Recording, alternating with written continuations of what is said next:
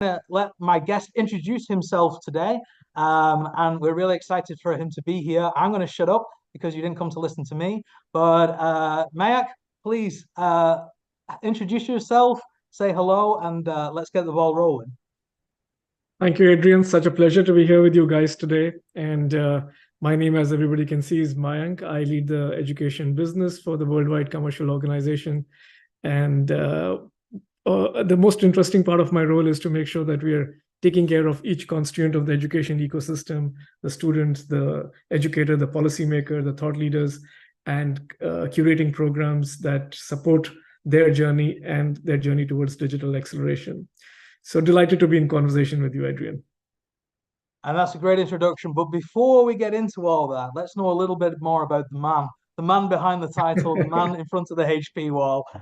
Please, you want to share a little bit about you, where you're from, your interests, your family, where you're based, just some stuff so we can and see the man, not the name.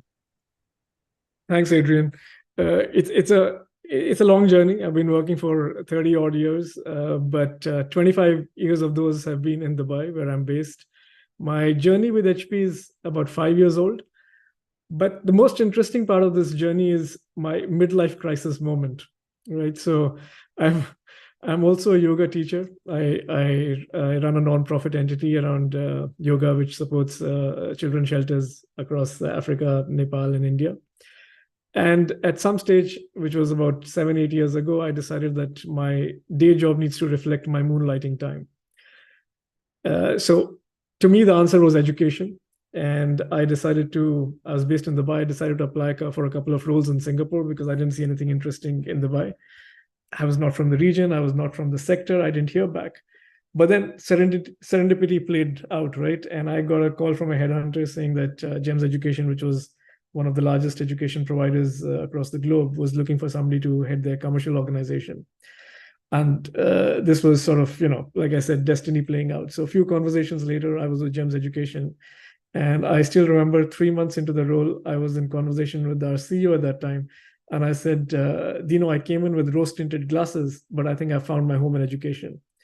So from there, it was on to HP, where I think it brought together everything I'd done in the past, technology, commercial, and education. And that's what I sort of coalesce into one role here.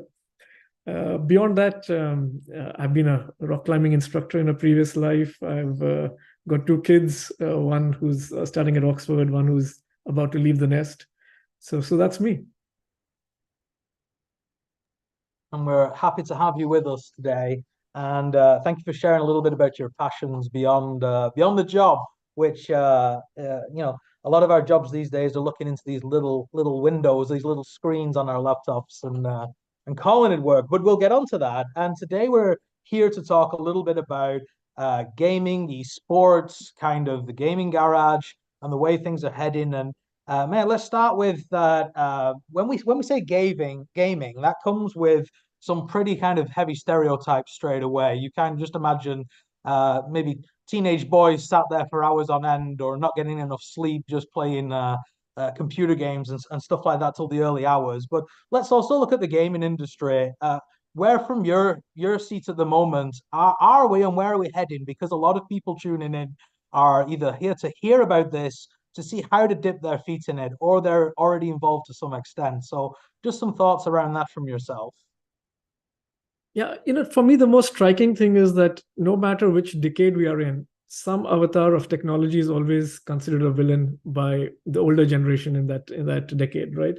So in the 70s and 80s, it was probably the television, and you were trying to curtail the amount of time a child would spend in front of that, and then it became the internet. And today it's probably a bit of that sort of sheen has gone on to gaming, which parents sometimes struggle to understand.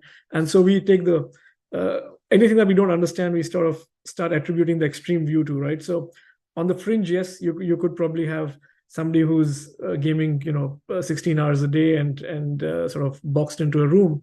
But the 99.9% of youngsters who are gaming today are recreational gamers who have a balanced life, who are balancing studying, outdoor activities, sports, and gaming, which is another form of recreation for them.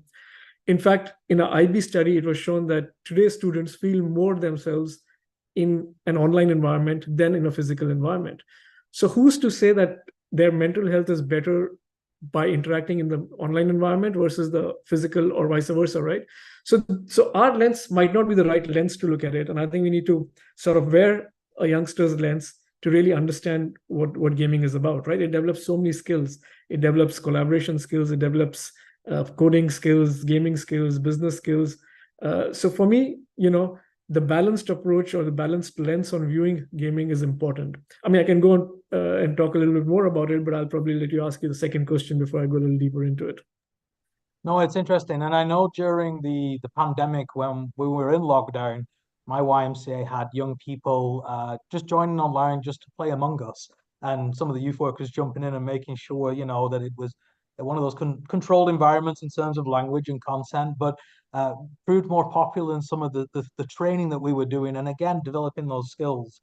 I think, you'll know where we're going in terms of the gaming industry. And I sometimes feel like the YMCA is catching up a little bit, and there is that perception of, well, we're camps or we're leadership training or we're facilities. And I think we struggle with bringing the digital and bringing ourselves up to speed digitally in the organization. But I think it's because of that old perception of what gaming is. And you're passionate about education and linking gaming to education. And do you want to just go into a little bit about, you've touched on it then in your first answer, but it's not just gaming. It's not just sat in dark rooms with a neon screen. It's more than that. Do you want to just kind of take us through a little bit from your side or HP's side about why this is important, especially as you refer to linking to the future of work? Yeah, so I think, for me, my own son was probably a very interesting example of what this medium offers, right? So today he's about 18, but when he was 12, he started gaming, and he soon realized he's not going to become a pro gamer, right? A lot of kids go into gaming thinking they're going to become pro gamers, and like any other sports field, it takes a lot of dedication, skills, and time, and you soon realize you might not, be cut out for being a pro gamer. So he decided to form his own team. He hired students from across the globe under a banner, and he formed his own team and became the team manager. He has a flair for design, so he started designing under that same banner, and so he created a studio under that banner, and again hired a host of students from across the globe. And that's a part of about digitization, that you can be, you can globalize anything, right? And it became successful enough for him to start merchandising under that studio banner, and soon he had these three assets which he put into one entity, and had a successful exit as at 14-year-old as an entrepreneur. I think he sold it at a pittance, but that's beside the point, right? The fact is that he developed a lot of remarkable skills for somebody at the age of, between the tweens and teens, early teens. And I think he learned life skills there beyond just gaming. So whether it was design, whether it was entrepreneurship, whether it was negotiation, he did a fair bit, including managing a team and managing the dynamics of that. So to me, I think that those are the opportunities that we want to harness, right, as HP. There's never been a time in history where so many students are on one medium. I mean, today, if we enter a classroom of 50 students, let's say, and we ask the students to put up their hands who are interested in soccer, you probably will see 10 to 15 hands up, right? Or who play soccer, let's say. And if you ask how many of them swim actively, there'll probably be 2 hands that come up. But if you ask how many of you game, you'll see 40 to 45 hands come up out of that 50, right? Irrespective of gender. So now that you have their attention in that medium, how do you capture that attention and turn that into career pathways? How do you open STEM careers for them? How do you open design careers? How do you open business careers for them? And the most interesting stat for this is that in tomorrow's world, where all of these youngsters will have 4 to 7 different careers, right? Not jobs, not roles, not titles, 7 different careers. Gaming is going to be probably one of the most stable careers because it's got such a longevity and such a runway to it right now that you'll probably have a career for life if you're in gaming. So you need to capture that, this unique time in history and utilize that to the advantage of both the student and, the sort of entities like YMCA or UNHCR or whoever in total, right? And we're working with a lot of UN organizations on this.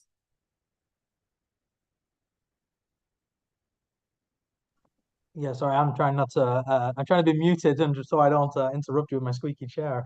Um, It's interesting that you said about different schools, and I sometimes feel, depending on where you live in the world, that the school system is either sufficient or not, to be generous.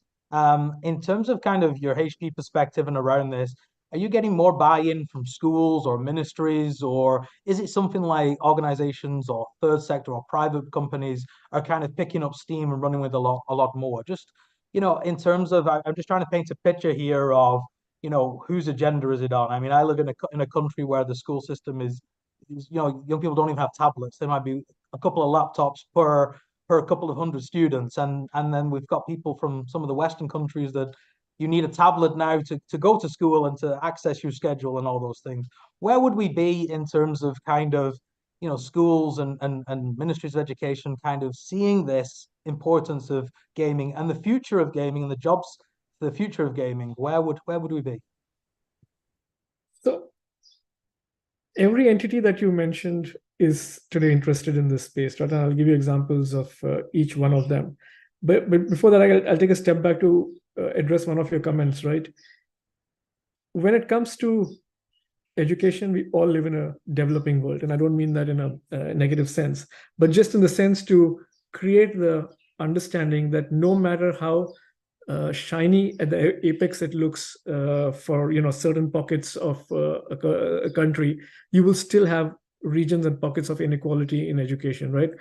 It could be the US, it could be Canada, it could be Australia, it could be any of this, what we would call the most developed countries. They all have their own struggles with the education system. So, right. So no matter where you're in which part of the world, education is undergoing transformation.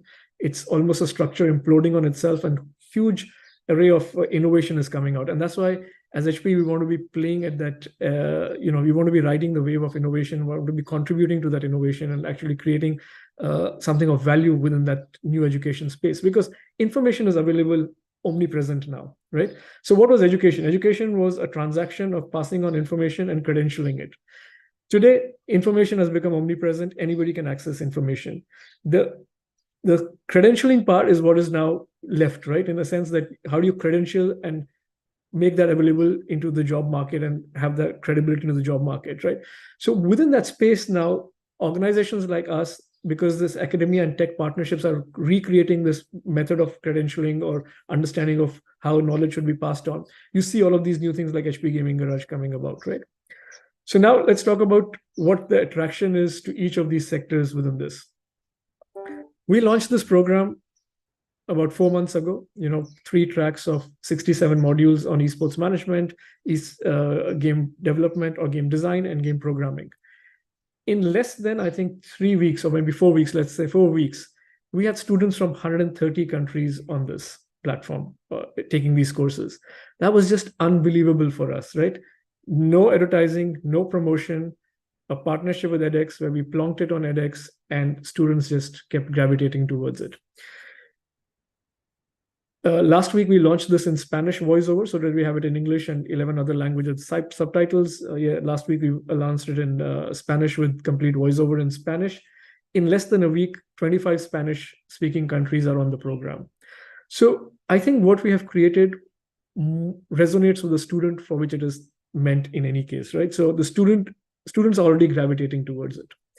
Now, how do you put a layer on top of it of an organization and what can they do? So one of the greatest examples I have is of the Oman Ministry of Education, which has taken this program from us, and they appointed 9 program leads or project leads, 1 for each district of the country.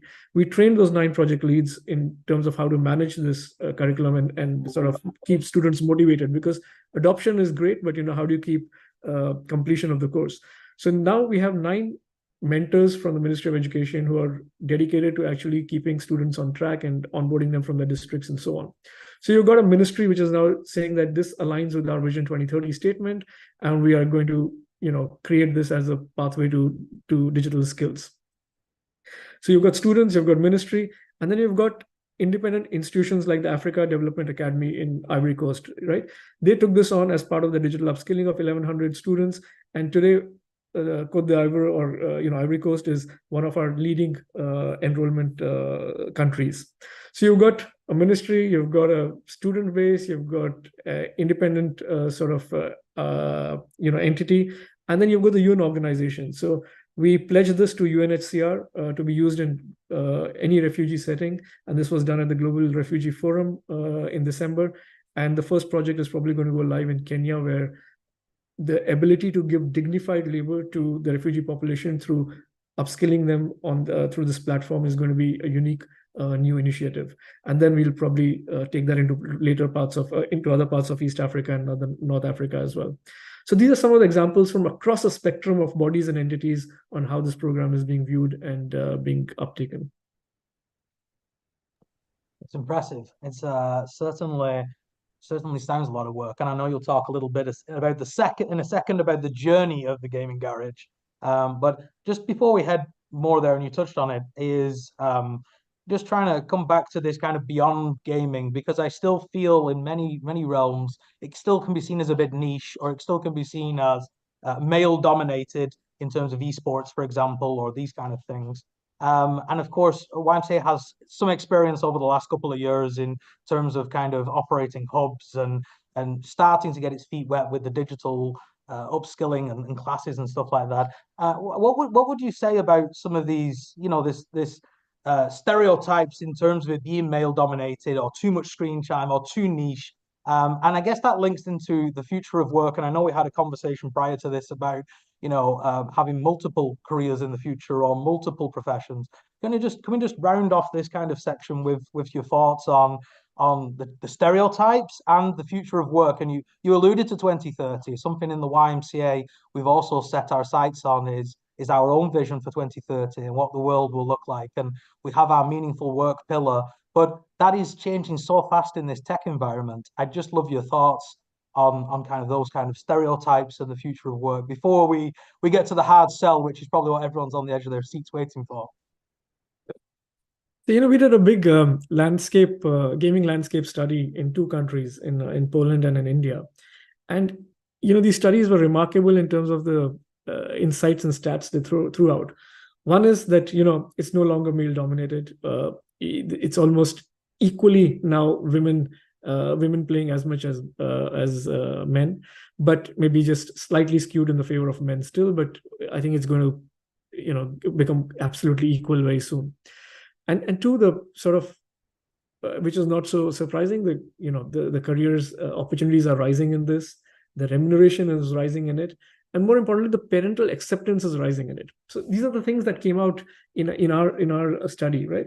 But for me, I'll give you an anecdote which totally breaks all stereotypes, right? So I work in Dubai, and I have a colleague who's Emirati, right? And she has a young sister who actually went on this gaming course and got a certificate. And my colleague came to office and said that, guess who got a certificate right now in this course, and it was her younger sister. So that breaks every stereotype, because one, she's a young girl. Two, she's an Emirati girl who you think would not be gaming, and three, she is so immersed in that I'm told that her mother has to struggle to get her off this course, and the fact that otherwise she's more playful and so on, but in this she's actually able to give her attention to something which is more academic in nature, because what we're really teaching there is programming and design skills. So we've got a medium that attracts youngsters who might not otherwise be naturally inclined towards academia to now find a way to stick on with something that could give them a career path, right? So for me, these are the ways that I think stereotypes are completely being broken. One of the other stereotypes that was broken the minute we launched this program was the number one country on our platform was France, when we had this course only available in English. So again, a stereotype that you need to have it in a certain language to be appealing to that demographic was just broken shattered in a second.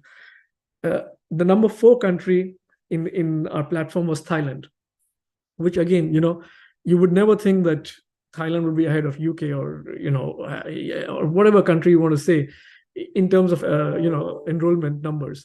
But so you have these pockets that suddenly make you think of the world very differently than what you might have created a bias without even knowing it, right?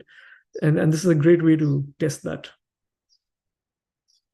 And I'm gonna I'm going to ask you a question now, and I hope the audience that are watching just allow me another minute. So I'm a father of two young boys, and I'm constantly being told about screen time and how much is good or not good in terms of my daily allowance, if you will, for them. And I'm just, it's a hard sell as a movement as well. We're a very diverse, old YMCA movement, 180 years old, where we have got people who've been around for longer than a minute and a cup of coffee. And I guess the hard sell for parents or even people from other generations is everything you're saying to me makes sense about the educational piece and all that kind of stuff. But it's still all these fears that we've got around screen time and the amount of screen time and the lack of, I guess, social skills that come with gaming. And I'm loving you to challenge me on this, but I'm just kind of giving you our old kind of old school approach in the YMCA because it seems so counterculture to everything we've done for perhaps 180 years. What would you say to the old fuddy-duddies and people like myself, the parents who are worried about screen time? What would you say? Because those are the people, it's not just the platform. I think it's the educational piece around it, it's the information around it, and it's the advocacy, if you will, around why this is important. I don't want us to repeat ourselves, but I'm coming as a father now to you at HP saying, well, my kids have had their hour of screen time. They're never going to do much more without more than an hour. How do I manage this? I think it's no different than moderation and parenting on any aspect of life, right? I mean, breakfast can be a healthy meal or an unhealthy meal, right? You wouldn't let your child eat half a dozen chocolate cookies or chocolate donuts for breakfast. That would be their grandparents. Not just mine. And that's the same. It holds true for everything else, right? You wouldn't allow them absolutely carte blanche on television time, and same, right? You wouldn't allow them similar carte blanche on screen time in a game, but done in the right manner, done for what you're doing in that screen time, right? With television, for example, you're only absorbing content. With gaming, you can be a creator as well, and you can be social. The peals of laughter I hear from my child's room when he's on a game means that he's actually interacting with other kids and he's actually having a social moment. So he's having a social moment. He's probably engaging in some skill development. And as long as that is curtailed and balanced with the rest of the activities, as an example, he's a gymnast. He spends, 6 days a week, 3 hours in the gym. So, as long as it's being balanced, I think it's fine. The villain is what you do in terms of the extremity, not in terms of what you do in the moderated state. So it's a great answer, thank you. And well, let's switch now because I can feel in your voice that you're passionate about these things. Let's switch to the gaming garage and let's start at kind of. I don't know if you would take a minute. We spoke about why it was a gaming garage, and I guess if you could just start there just for a minute and tell people, and then maybe take them on a little bit of the journey. I'm sure these platforms, and I'm sure I see people in the room here that we've got who've developed things. I mean, I see Darren from Scotland, for example. These are not easy pieces of work, and you tie yourself into, figuratively speaking, technological knots a lot of the time. So why don't you share us a little bit about what the gaming garage is and the journey behind what it is that you've put out? Yeah. So at HP, we have another set of another program with sets of modules called HP Life, which you might be familiar with because you do partner with us on it a fair bit. So HP Life takes students on an entrepreneurship and basic digital skills journey. So that was the muse for HP Gaming Garage, because we said that HP Life has its own identity and relevance. But how do we create something that now takes that same model and create something which youngsters might be more attracted to and would give them a different set of skills than what HP Life today is offering? And when we looked around, we could clearly see that this was a medium that today's students were really gravitating towards. If you look at Twitch, which is one of the biggest streaming platforms, they have their own channel on education. Chemistry professors, chess tutors are imparting their wisdom there. So why would a tech company which again dabbles in this space of creating digital equity, creating better learning outcomes? So as a purpose-driven company, we have these goals. We've surpassed our 100 million better learning outcomes goal. We are now focused on digital equity goal. So we had these 2 or 3 North Stars, so as to speak. We had a good case study or pilot, so as to speak, or a prototype in HP Life. We had our North Star of creating or accelerating digital equity for 150 million people by 2030. And we had our vision as a purpose-driven company to contribute to innovations which drive humanity forward. So within this context, within this triangulation of these sort of North Stars, we created what we thought would be a relevant program for youngsters. And I think we were even more than pleasantly surprised with the resonance it's had since then. And to your point on creating this not being an easy journey, yes, it's a heavy lift journey. You want to create something that actually speaks to them, so you need to find the right medium. We decided to go the video format way because I think that's what engages students today, or youngsters. And having said that, today we have students as young as 13 to as old as learners as old as 40 on the platform learning, right? So we've got PhD scholars on this as well, learning on this. So I think that, again, we need to recalibrate what we mean by a learner. But coming back to the fact that I think the 2-3 things that we got right was that we kept it bite-sized. So none of our modules are more than 20 minutes long, ballpark 20 minutes. I think the longest one is 25 minutes, but more or less it's 17, 18 minutes, which is our sweet spot, followed by an assessment. And we let you take the assessment as many times as you need to pass it. But we keep a high grading for the assessment. You need to get 80% marks, but you can take it as often as you need. So we got that part right, the video format, the bite-sized formula. And then we got the right experts in the room to curate that for us. So it's been curated by leading industry professors in this space.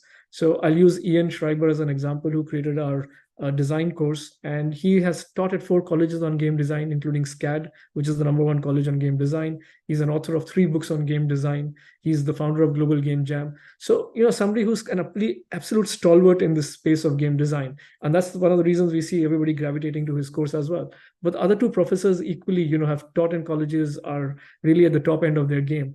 So we're finding that this recipe worked for us, keeping it bite-sized, keeping it video formatted, getting leading experts. And then I think the final thing that we did right was to place it on a platform that already had students coming onto it and had a aura of quality to it. So edX today, with their MIT and Harvard pedigree, I think have that ability to attract students who are looking for quality material. And I think that part has been great for us as well, that partnership. Thank you for that. And certainly, I'm just listening here. It sounds, and just repeat to me how many modules are on this gaming garage. You said, was it 60, 68? It's 67. And yeah, 67. When we started out, I thought, 30 modules, 10 in each. But I'm telling you, our professors were so passionate about it. They gave us far more than we had asked for. and really, we were overwhelmed by their generosity. So, edX, I think, probably said it best. They said they've never seen something more comprehensive than this on the gaming space. So yeah, 67 modules, which leads. And I think I'm going to ask my colleagues. Well, I'm going to ask my colleagues to put the link into the chat, so those that are watching this or even watching it on repeat are like, "Well, I think I've missed something here. What is this? What we're talking about?" So, Mayank, what I would ask you is, in true YMCA fashion, can you give me a 1-minute pitch on the gaming garage? And everybody watching, they're going to, as soon as they finish this webinar, they're going to go and hang up, run into their CEO's office, kick the door down and say, the future is gaming garage. So can you give them the 1-minute pitch that they need to go and get other people on board in terms of the 68 courses leading? You've said it, but if I just ask you kindly, just give them 1 minute what it is exactly, and that will help people then either go and translate it or watch it again and wonder what we were talking about. Yeah, so I think, there is the perfect storm in education today. Economists would call it the Schumpeter's Gale. Everything that we know about transmission of knowledge, credentialing of knowledge is changing. The students have already created the flipped classroom, whether they've created that in the actual physical classroom or outside of the classroom where they're in charge of their own learning journeys. The flipped classroom has been created. If you want to be of relevance to the students, you need to be speaking to them on a medium that they're already enjoying, and then creating content that they would like to take in a bite-sized, micro-credentialed, modular format. So what Gaming Garage has done is taken this entire, tsunami of change, harness the good part of that into sort of content, which now is resonating with the students because it's bite-sized, it's free of cost, which I forgot to tell you. It's available in English plus 11 other languages, and it's available omnipresent anytime any student can log in online and be on it and self-pace themselves on it. So I think that really is my 1 minute pitch to say that we've created something that's resonating with students and is actually skilling them for jobs of the future. Fantastic. And I especially think the free of cost point will resonate with a lot of NGOs, even beyond the YMCAs, as budgets get tightened and more kind of funds need to be found for kind of this kind of work, just talking from a YMCA perspective. It's great that you've given us that kind of overview and the pitch, if you will. I'm going to ask you just to kind of, no spoilers here or a few spoilers. Where do you see this going in the future? This obviously has took a great deal of work, a great deal of input from other people to come in and to get it to this point. The launch, as you said, fantastic kind of response with people jumping on the platform. Where do you see this going in the next couple of years? And what do you want to see, even if it's not on the ideas dream board yet? What do you want to see this develop or or where to take this in the future? I think the institutionalizing of this is what's I think important now. We already have a ministry which is talking to us and is going to give this national credits and create a micro credential out of this. I can't speak more to it until we sign or we announce the actual deal. We've already signed it, but we just need to announce it. And so I think, getting more and more ministries of education interested in looking at this from a micro credentialing point of view is one thing. We've already signed up with, I think, 7-8 ministries of youth, Ministry of Sports, Ministry of e-commerce or e-digitization of the countries.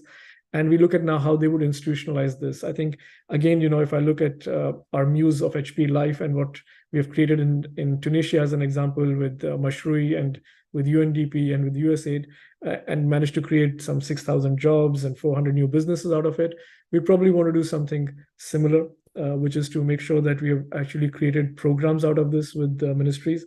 Like I said, the UNHCR collaboration is a step forward in that same direction.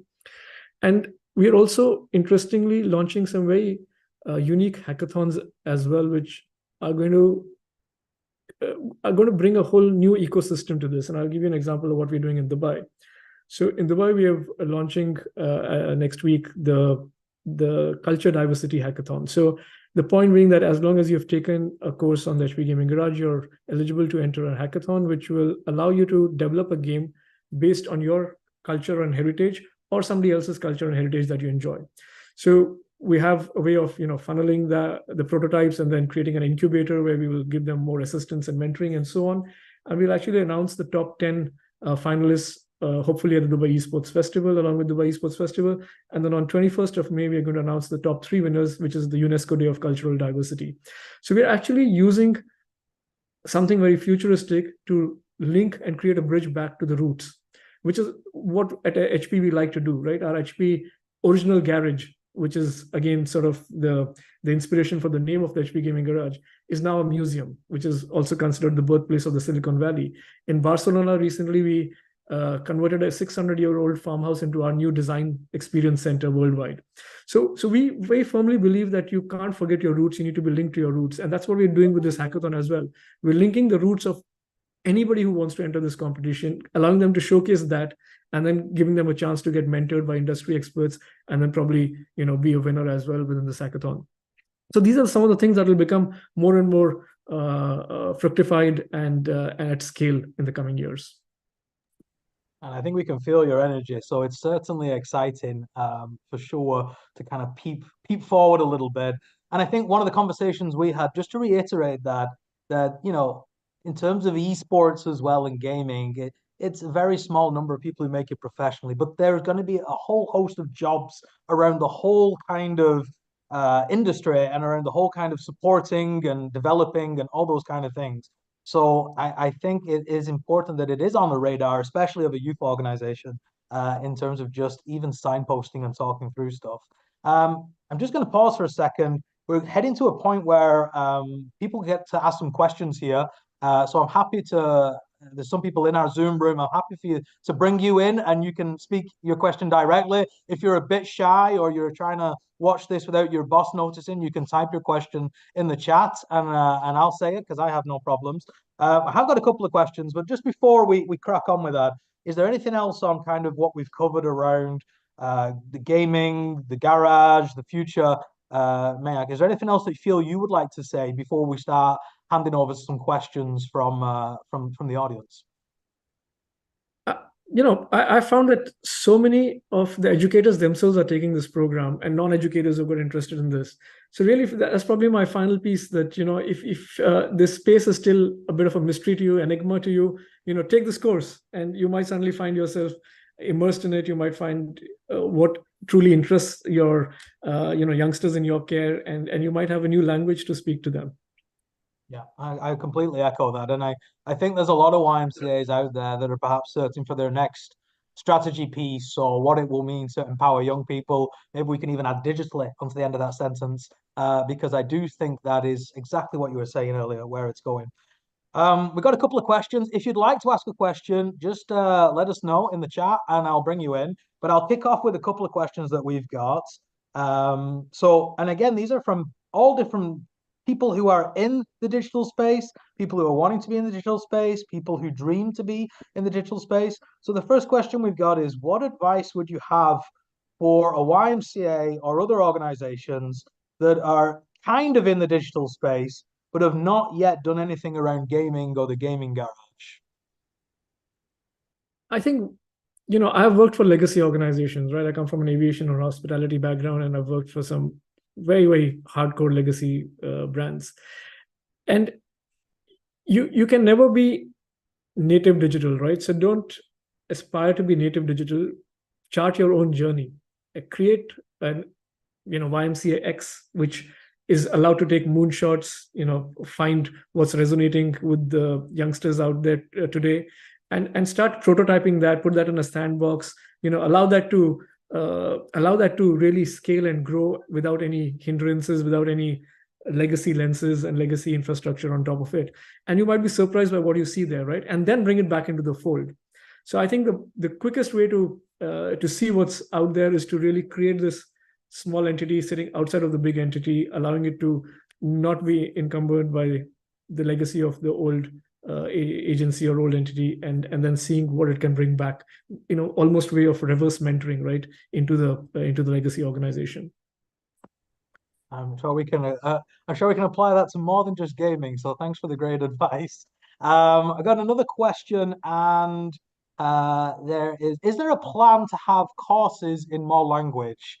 And how do you decide on what languages? And how long does it take to add a new language? So very practical question there. Thank you from whoever that was.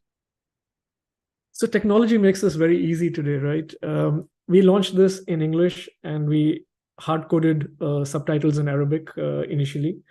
And within a month, edX gave us the choice to take 11 more languages through a Google Translation, and we added that onto the platform. So today we are available in 12 transcribed languages.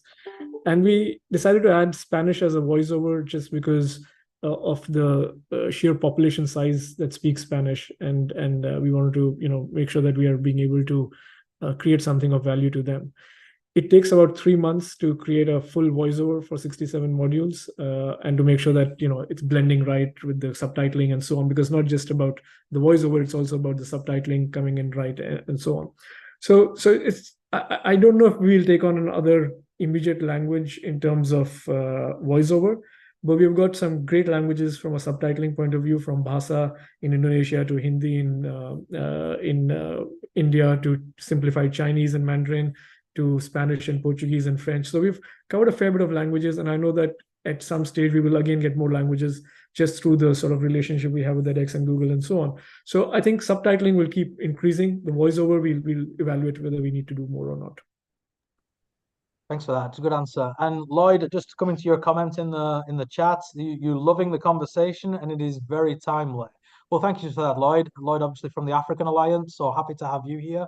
I'm going to bring Darren in just before I do for his question. He's going to ask it himself. One thing that we were talking about, well, where I live, English can be the third, second, or even third language. But what I've noticing is I'm not originally from where I live now, so I'm learning the language, but more and more children are speaking English or German, and that is due to gaming.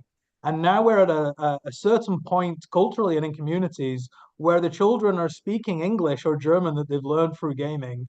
or through the media, and the parents do not speak that language. So I'm saying as well, in terms of for me to walk around my community and even my YMCA and meet people who've never been to language classes, yet they speak fluent English or German, I think is incredible. So another good seller there is free language classes, but don't hold me to that. Darren from Scotland, our friend, you want to mute yourself, come in and ask a question? Yeah, thanks for bringing me in. It's been a fascinating conversation and listening to it. One of the things that I'm very curious about and would like your thoughts on is you gave an example at the very beginning of the podcast about, you know, if you have a group of 50 young people, you'll have maybe 2 of them are into swimming, and then say maybe 50 of them are into soccer, but you would easily have 40, 45 of them all into gaming of some sorts. So engaging young people is key in anything in life, and that's one of the things that the YMCA is really great about, is engaging young people into all sorts of different activities and worlds that they would ordinarily not be involved in. What's your thoughts on the gamification of education, using the gamification building blocks that are so prevalent and so highly engaging for young people? Given your example, what's your thoughts on, because state education systems across the globe are quite rigid. So I'd be really curious to know about what your thoughts are about the gamification of education in general and how we might go about doing that. I think that's a great question. You know, gaming and gamification are completely 2 different things, but we do have a gamification angle as well. So we have a platform called HP Class Easy, and HP Class Easy is a learning management system. It's far more than a learning management system because it's a library of resources, it's a grading system, and it's an assessment system. It basically creates digital pathways to anything you do in the brick and mortar classroom, you know, converted into bytes and pixels. But the good part about it in terms of adoption is that we have gamified everything. So when a student does activity, they get points. So now it's no longer about, you know, giving somebody points for having done something academically well, but now we are giving points for effort. So, you know, if you were to do this assignment earlier than your peer who might be more, you know, intrinsically intelligent on that subject, you would still get almost the same points if they submitted it late. So now you're gamifying effort versus, you know, intrinsic sort of abilities. And then it starts becoming a competition between peers in the classroom on who submits assignments better quality assignments, because not just of the intrinsic quality, but other quality, right? How well have you finished it? How well have you thought it through, and so on. So you're now rewarding them for understanding. You're rewarding them for diligence. You're rewarding them for initiative and other things, right? Apart from, like I said, intrinsic ability on that subject. And then that competition allows students to start creating competitions between classrooms or between grades and so on. So it becomes a way for everybody to get involved, including teachers who get points as well, because if they are more engaged on the platform, they get points. So now everybody's involved in that. And those points then allow them to actually take it into the outside world. So they can actually get discounts on a bookstore to an ice cream store. So we have now found a way to keep students more engaged. And the more you're engaged on the platform, you're learning better as well, right? Because you're more immersed. Learning is about almost as much about immersion as understanding. So if you're more immersed, you're starting to understand better, retain better, and therefore apply better. So yes, I think gamification has a great space, and we actually have a tool for that. Thanks for that, Darren. Good friend there of YMCA Europe and always on hand and running lots of digital stuff himself. More questions, if that's all right. I keep them rolling. One further question related to accessibility. What kind of advice would you give to organizations or mentors, or steps that have been taken to ensure inclusivity so that young people with disabilities can also take part in the activities? Yeah, so I think, you know, this is a great way for students who might be differently abled to participate in something, because even if you're bound on a wheelchair, you can still take this course, you can still contribute through the skilling that you're learning. It's also available as a full transcript. So, you know, if you have a visual impairment, you can actually, you know, utilize you don't have to follow the video. You can actually download the transcript. You can go through the transcript while trying to keep pace with the video and so on. Equally, if you're socially, economically challenged in some ways, you know, you're not able to travel to some part of the world, this takes you there in a different online environment, right? You're able to recreate a different world. You're able to socialize with students from across the globe. You could be today playing, you could be sitting in the US playing with a student in Indonesia, or you could be sitting in Singapore playing with a student in India, and vice versa. So you're able to collaborate at a global scale through this. You're able to develop skills despite maybe some challenges, and like I said, we are starting to use this in underserved communities and refugee populations and so on. So there's a lot of ways we are creating accessibility through this and sustainability through this. Wonderful. I've got a question here. Sorry that we're going all over these questions, but you guys are hungry for it. How can we encourage youth to turn their gaming hobby into a career? I noticed that many youth nowadays are interested in becoming a famous Twitch streamer or a content creator, but there are many more career paths in the gaming industry. How can we help to show them all the other possibilities that this industry can offer? That's a question from Jack in Macedonia. Thank you for that, Jack. Yeah, absolutely. So, everybody wants to be a creator, is right, or a streamer. But we have, for example, our esports management course has 3 sub-tracks. So one track is completely on tournament management. So how do you manage a tournament? How do you get investment in a tournament? And one other track is on what are your other roles apart from being a player? You can be a coach, you can be a mentor, you can be a manager. So, there are various different roles. And then there's a technology role, right? How do you understand the platforms and the technologies that are being used, and what role can you play there? So there's so many other career paths. And then programming is slightly different than design. So how do you become a hardcore programmer in the gaming space, not just a designer? So all of these options exist through the modules that we have. And as students take these modules, especially the esports management one, the first one, and start understanding these sub-tracks, they might suddenly find something else that resonates with them, and they might start diving deeper into it, right? So this is really to spark their interest in some of the other career paths that are there in the adjacent industries, and go for it. Wonderful, wonderful answer. Thank you. How did HP decide to get involved in education? We are talking about HP Gaming Garage, but also with your other initiatives such as HP Idea, HP Life, etc. So it comes back to our sort of purpose, which we said that we want to make sure that we are contributing to humanity. We've created audacious goals for ourselves, including the 100 million better learning outcomes by 2025 and the 150 million digital acceleration by 2030. Like I said, we have surpassed already the better learning outcomes goal. So we're really focused on digital equity side. For us, this is part of our fabric, right? We are really the sort of original organization of the Silicon Valley. And even at that stage, we were already creating a big impression in terms of sustainability and what we were doing for the society. And that ethos continues in our culture today and becomes manifested in these programs that we create for the larger audience, which might be underserved. We're nearly there, I promise. I've run out of water, but you're doing a wonderful job here. And just another couple of comments and questions. How can the students from villages have similar conditions to participate in different HP programs, except online? So I guess this is more about reaching some of those rural communities. And I guess that's not just a HP question. I'd also point the finger back at us and say, well, come on, YMCA, how are you also reaching those communities that are a bit more rural? But I'll let you have some input first before I speak on that. Yeah, I mean, in a play of words, it requires a village to reach that village, right? So it requires a lot of ecosystem partners, from telco operators to NGOs to intergovernment organizations and tech companies, to play a role to make sure that we're reaching there. Some of the examples I can give you is that, we have something called the WOW program, which is World on Wheels in India. We've got about 100 odd buses that are being converted into computer labs, and that go into rural areas and go into different space every day, and bring that entire HP Life to internet, to everything else, to the audience sitting in the village. We do the same thing in Turkey. We've got, I think, about 10 buses in Turkey. And we've got other such examples, right? We've created HP Life Studios. We've created a lot of these other programs which students in rural settings could also utilize.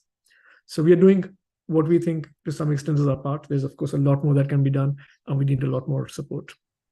Well, I'll back you up. I'll give you a second as well just to catch your breath, because I would also say we have this old mentality in our movements of that people have to come to the YMCA. And I would encourage those watching to think, well, why can't the YMCA go to the people? And perhaps there's just a change in methodology there and how we do things. And that might be scary. It's not comfortable to step outside of that front door. But that's also what needs doing. That's also the modern world. And took us a great big deal to all jump onto these little boxes that we're talking in today a few years ago, but the pandemic ensured that we did that. So yeah, I'd encourage you to have those conversations within your own team. I'm being asked now, Mayak, from our team actually, and they're dying to know about it. What do you know about the HP Robotics initiative? There's been a little picture of a robot flying around in some group chats, and people excited about robotics. We have some YMCA's that do robotics, maybe dabble in it. But again, only with small numbers, not dismissing that work at all. It's expensive and pricey work. But what can you tell us about HP Robotics, if anything? So it's funny you asked that because, maybe 5 minutes before this conversation, I got a mail from our office saying that there's a packet that has been delivered for me. And that's actually the robotic kit that has come in for me to experiment and prototype.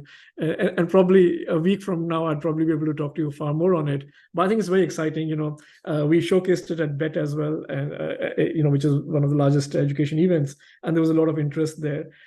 So I think I personally have not been involved enough to be able to give you a full roadmap and strategy on it, but I think it's an exciting space that we've just started experimenting with, and maybe I can add more in a subsequent conversation on this.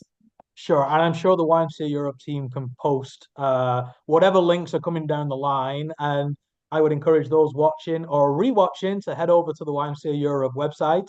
Again, the link will be in the chat. And Marcus, thank you. He's just posted a link about Otto in the chat.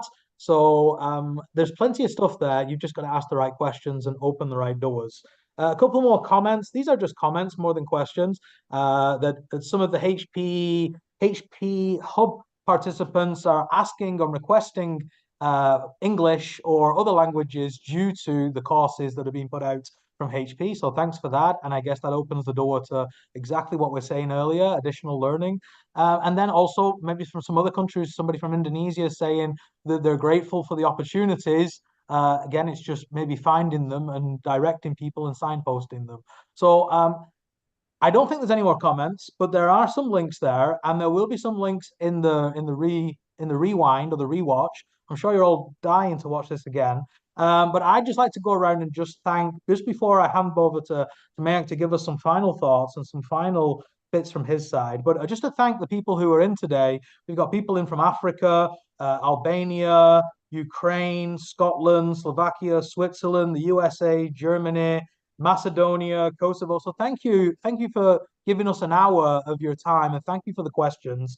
The conversation is not over, guys. This is just one of many more, and I'm glad to see that these webinars are getting a little bit of steam, all the puns intended there, and that we're happy to see returning people and new people. Mayank, I'm going to come back to you. We promised an hour. We've delivered an hour. Final thoughts, comments, or anything you want to share with us today? I think the final words are just that, we all over time develop a worldview. We all develop a hard set of lens. And very often all we need to do is, change that lens or change that worldview for a few seconds, for a few minutes. And we suddenly would find something very different if we were to look at it, from, like I said, a different lens. So once in a while, I think, take some reverse mentoring from some youngsters, allow yourself to take off your usual lens and completely see it from a different lens. And you might find something very intriguing and new in the world. Thanks for that, Meg. And I heard last question. I heard that you were a bit of a social media kind of personality yourself, depending on the platform. With your permission, we'd like to just share where people can follow you and keep the conversation burning. Again, that'll be in the chats. But quick pitch from you. Where can people read about the latest language developments or passion project that you're working on? Where do people follow you? They can follow me on LinkedIn, but just type my name and HP, and you'll probably find me. And yes, I post regularly, so you should be updated if you are following me there. Thank you so much for your time today. Thank you for the comment section is littered with great conversation. Thank you. We can't just say thank you enough. Mike, if this had been physical, we'd have probably given you something physically symbolical, but I have to give you kind of a digital thank you for your time, your patience, your insight. I've enjoyed it. I've learned some stuff. And as always, it's never goodbye in the YMCA. The conversation continues. So Thank you very much, Mayank. Have a great rest of the day, and thank you everybody else for coming. Thank you, Adrian.